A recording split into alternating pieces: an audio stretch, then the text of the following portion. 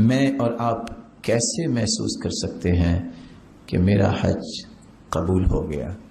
بہت ساری نشانیوں کے بجائے صرف 3 اختصار سے نشانیاں۔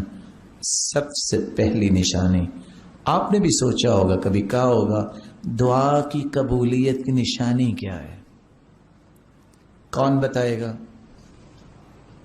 علماء سے ہی پوچھا جاتا ہے، لیکن بعض علماء اور شراح نے یہ لکھا ہے جب انسان دعا اس الحاح کے ساتھ کرتا ہے، اس دل کی اتھا گہرائیوں سے دعا کرتے کرتے جب وہ روتا ہے، اللہ تعالیٰ کو مناتا ہے، جب اس سے بوجھ ہلکا ہو جائے، جب دعا سے فارغ ہو، ایسے محسوس ہو کہ بوجھ تھا اتر گیا، اس کا مطلب ہے گناہ سارے کے سارے جھڑ گئے۔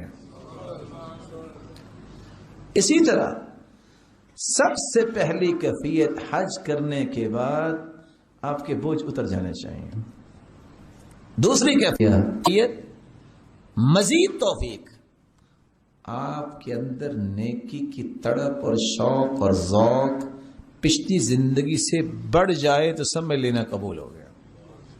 اور تیسری علامت کہ جو نیکی آپ نے اللہ سے وعدہ کر لیا، جو نیکیاں کر رہے تھے وہاں ان کو ہمیشہ قائم رکھنا۔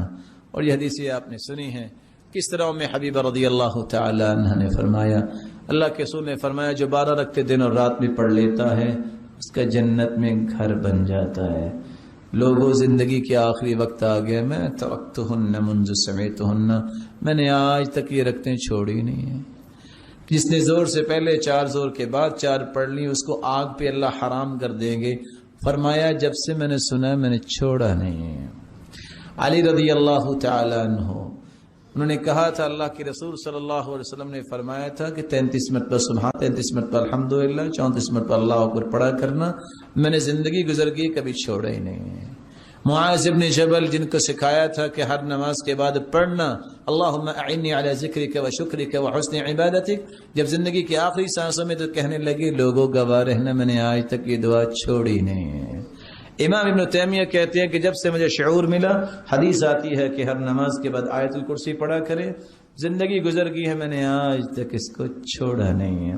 چھوٹا سا بچہ ہے عمر ابن ابی سلمہ، وہ کبھی یہاں ہاتھ ڈال رہا تھا کبھی یہاں ہاتھ ڈال رہا تھا، آپ نے ایک بات سمجھائی، کل بسم اللہ، کل بیمینک، کل مما یلیک، یا بنی، او بیٹے بسم اللہ پڑھ کے کھایا کرو، دائیں ہاتھ سے کھایا کرو، اپنے سامنے سے کھایا کرو۔